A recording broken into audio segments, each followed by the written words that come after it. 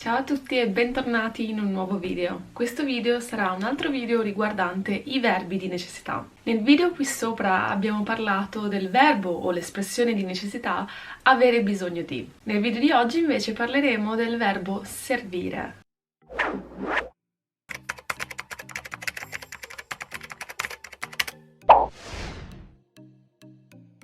Il verbo servire è sempre fonte di confusione perché è utilizzato in maniera leggermente differente rispetto agli altri verbi. Quest'ultimo infatti si comporta proprio come il verbo piacere, dunque viene utilizzato nella terza persona singolare e nella terza persona plurale. Vediamo adesso come coniugare questo verbo, ma prima di tutto vediamo come utilizzarlo. Contrariamente all'espressione avere bisogno di, il verbo servire implica una necessità effettiva, qualcosa che noi riteniamo necessario ad un determinato fine, ad un determinato scopo. Anche se spesso non viene tradotto in questo modo, servire corrisponde più correttamente a to be necessary. Cerchiamo di capire meglio con alcuni esempi come funziona questo verbo. Prima di tutto però dobbiamo imparare a coniugarlo. Come ho detto poco fa, il verbo servire si coniuga come il verbo piacere. Abbiamo dunque bisogno di due cose. Abbiamo bisogno dei pronomi indiretti e abbiamo bisogno del verbo alla terza persona singolare e alla terza persona plurale. Iniziamo con l'imparare i pronomi indiretti. Mi che corrisponde ad a me, ti che corrisponde ad a te, gli che corrisponde ad a lui, le che corrisponde ad a lei, ci che corrisponde ad a noi, vi che corrisponde ad a voi, gli che corrisponde ad a loro. Quindi per questo verbo invece che dire he needs utilizzando lui, dobbiamo utilizzare gli, ovvero a lui. Adesso vediamo la terza persona singolare e plurale del verbo servire. La terza persona singolare è serve e si usa quando la cosa che per noi è necessaria è una cosa singolare oppure un verbo. La terza persona plurale invece è servono, che si usa quando le cose necessarie per noi sono plurali. Adesso tutto quello che dobbiamo fare è unire il pronome e il verbo e creare le nostre frasi di necessità. Se per esempio noi vogliamo dire I need flour to make a cake, la cosa che per noi è necessaria per fare la torta è la farina. La farina è singolare. In questo caso dunque utilizzeremo serve. Quindi la frase diventa mi serve la farina per fare una torta. Come vedete il pronome che io ho scelto è mi perché è a me che serve la farina, è a me che è necessaria la farina. Ovviamente noi avremmo potuto dire questa frase utilizzando avere bisogno di, dicendo dunque ho bisogno della farina per fare questa torta. Però utilizzando il verbo servire, quello che stiamo dicendo è che senza farina noi non possiamo fare la torta, è necessaria per poterla fare. Facciamo altre frasi utilizzando altri pronomi. La frase che vogliamo fare è she needs to study hard to pass the exam. La cosa necessaria per passare l'esame è quella di studiare, quindi anche in questo caso dovremo utilizzare il verbo servire al singolare, quindi serve. Quindi la frase diventa le serve studiare duramente per passare l'esame. In questo caso il pronome utilizzato è le a lei perché a lei serve studiare. Facciamo una frase adesso utilizzando il plurale. You need many hours to finish this project. In questo caso la cosa necessaria per finire il progetto sono le ore. Ore è plurale, di conseguenza il verbo servire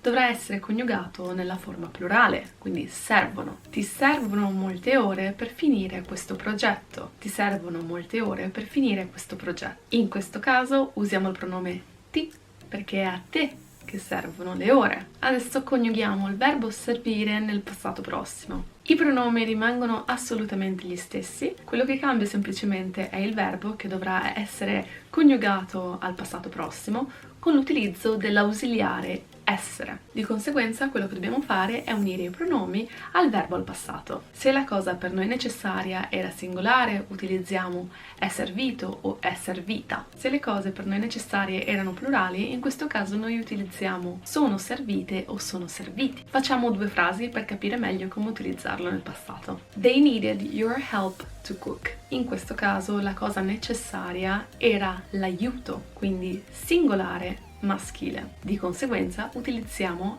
è servito, che è singolare e maschile. Gli è servito il tuo aiuto per cucinare. Gli è servito il tuo aiuto per cucinare. In questo caso utilizziamo il pronome gli perché a loro è servito l'aiuto. Facciamo adesso una frase plurale. We needed the boarding passes to board on the plane. Qui quello che per noi era necessario per salire sull'aereo erano le carte di imbarco. Carte di imbarco è una parola femminile plurale. Di conseguenza il verbo servire dovrà essere sono servite, perché sono servite è femminile plurale nel passato. Ci sono servite le carte d'imbarco per salire sull'aereo. Ci sono servite le carte d'imbarco per salire sull'aereo. In questo caso utilizziamo il pronome ci perché a noi sono servite le carte d'imbarco. Infine coniughiamo il verbo servire al futuro semplice. Stessa cosa qui, utilizziamo gli stessi identici pronomi, semplicemente coniughiamo il verbo servire al futuro semplice. Se la cosa necessaria per noi sarà singolare, utilizziamo servirà. Se la cosa necessaria per noi sarà plurale, invece utilizziamo serviranno.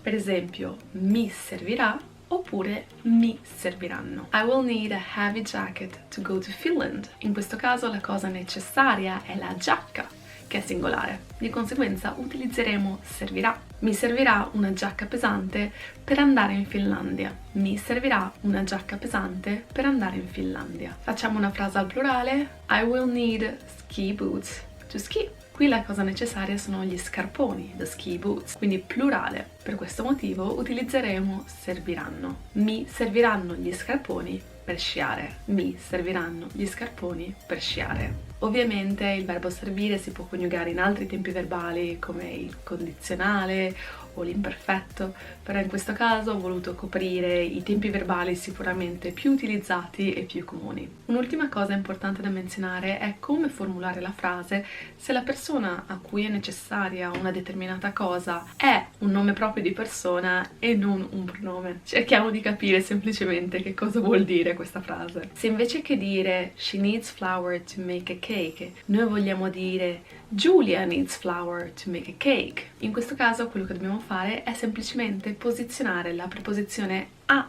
di fronte al nome proprio di persona. A Giulia serve la farina per fare la torta. A Giulia serve la farina per fare la torta. Se invece che Giulia avessimo avuto Riccardo e Luca, niente cambiava, dovevamo sempre posizionare a di fronte ai nomi propri di persona. Per esempio, a Riccardo e a Luca serve la farina per fare la torta. Direi che è tutto per quanto riguarda il verbo servire. Spero che questo video sia stato utile e che abbia reso questo verbo un po' più semplice rispetto a quello che si pensa. Spesso si pensa che il verbo servire sia un verbo difficile da coniugare o difficile da capire, ma in realtà si comporta esattamente come il verbo piacere e contrariamente all'espressione avere bisogno di, implica una necessità vera e propria al fine ultimo di terminare qualcosa, di terminare un'azione. Se avete domande in merito a questo verbo scrivetela nei commenti, sarò molto felice di aiutarvi. Se questo video è stato utile per voi mettete un mi piace ed iscrivetevi al canale. Se volete guardare altri video grammaticali questa è la playlist adatta per guardarli. Vi ringrazio per aver visto questo video e noi ci vediamo la prossima settimana con un nuovo video. A presto!